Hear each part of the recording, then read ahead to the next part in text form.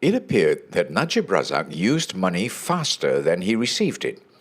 We've heard previously how his accounts were constantly overdrawn, but checks would still go through because Jho Low made sure the funds were topped up.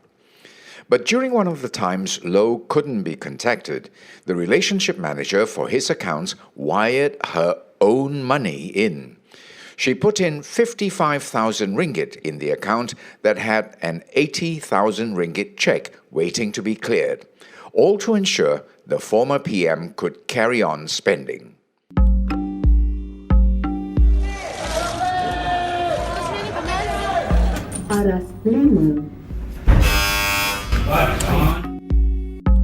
By the Malaysian Insight, this is The People versus Najib Razak. Follow us into the courtroom where it all happens. I'm Patrick Teo. Day 45 of the SRC International trial began on a very warm July morning, the air thick with smog. Najib arrived in court dressed in a blue suit paired with a red striped tie. There was no group of supporters to greet him, but one sharply dressed man met the former PM as he exited his car. Najib smiled warmly as he shook the man's hand and then walked briskly to the lobby. He took the elevator up to the 5th floor to Judge Nazlan's courtroom, where he stands accused of receiving 42 million ringgit into his personal bank accounts.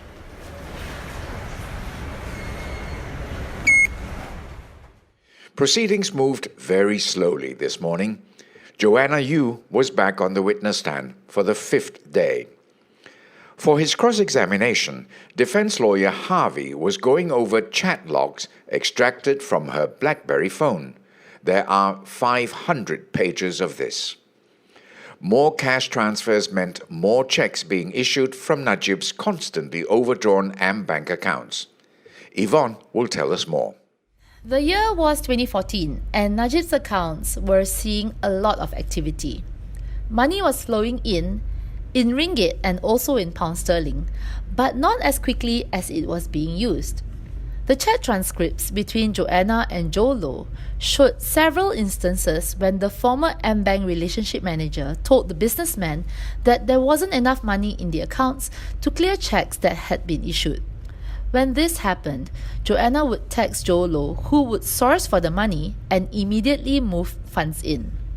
At one point, on September 10, 2014, Joanna couldn't get in touch with Jho Low, and a check made out for 5 million ringgit to UMNO, of which Najib was then president, was waiting to be cleared. The check was written from Najib's 906 account, which was already overdrawn by 4 million ringgit. The check would have to be returned if it wasn't cleared by that afternoon. Desperate, Joanna contacted Low's secretary Josie to ask if she could spare 3.8 million ringgit. Josie said she couldn't. It was too big a sum. Finally, Low replied Joanna's text, saying that he was on a plane but that he would get the construction firm Putra Perdana Berhad to transfer 5 million ringgit into the M-Bank account. He also gave instructions not to move the funds via interbank transfer and asked for Najib's name not to appear on the transactions. He then told Joanna that somebody referred to as Dato' will be in touch with her. Harvey asked Joanna if Dato' was Najib's wife, Rosma Mansour. Joanna said, "I suppose so." Finally, at close to 5 p.m. that day, 5 million ringgit was transferred into Najib's account from Putra Perdana's Alliance Bank account. Later that same month, an 80,000 ringgit check needed to be cleared, but there weren't enough funds. Joanna again could not reach Low. She told Josie that she would have to fund it first. She transferred 55,000 ringgit of her own money to regularize the account. When Harvey asked her to confirm this, the witness hesitatingly said, "It's possible." When Harvey asked her to confirm this, the witness hesitatingly said, "It's possible." She also reluctantly admitted that this violated with the bank's standards. The court then took a 10-minute break. Najib went down to the canteen to stretch his legs and grab a cuppa.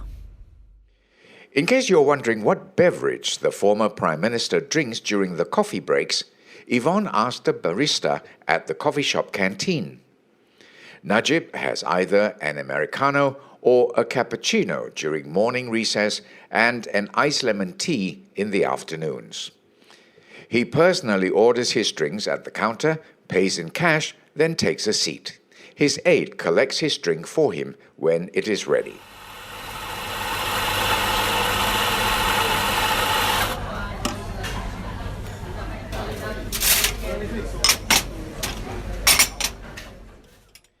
When proceedings resumed, Harvey requested for proceedings to work through lunch as the defense had another matter to attend to at another court. Judge Nazlan allowed it.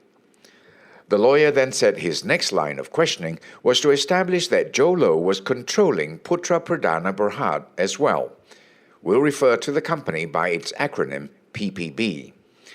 Chat exchanges between Joanna and PPB director Jerome Lee show the two often referring to Low as boss. Harvey suggested that for most people, Low called the shots. Joanna agreed. Harvey put it to the witness that since the accounts were constantly overdrawn, someone should have told Najib to stop issuing cheques, or just issue cheques within the balance of the accounts. He was implying that Najib was not informed about the balance in the accounts. Joanna answered that the former PM should have inquired before issuing cheques.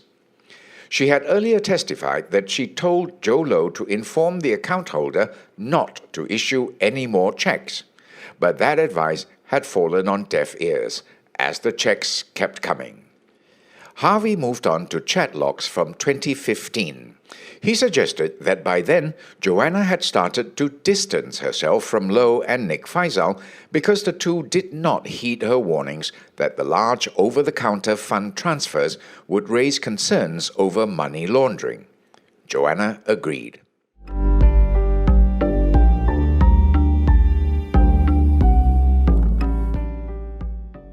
Remember, Harvey asked for proceedings to continue through lunch to attend another court? Well, that finished up fairly quickly, and the SRC trial was back in session at 4 p.m. The lawyer went through inter-account transfers between Najib's 3 AmBank accounts.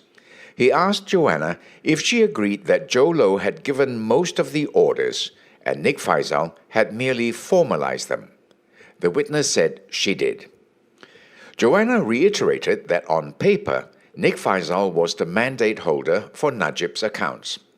Harvey asked her if there was any provision for an oral mandate holder, such as Jho Low. She said there wasn't.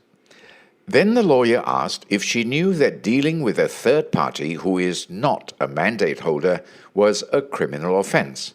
Joanna said she knew. Court adjourned for the day and will resume tomorrow at 9 a.m. This podcast is produced, written and mixed by Revati Supramaniam, Yapik Kwan, Yvonne Lim and Ravin Palanisamy. Additional reporting by Timothy Acharya. I'm Patrick Teo.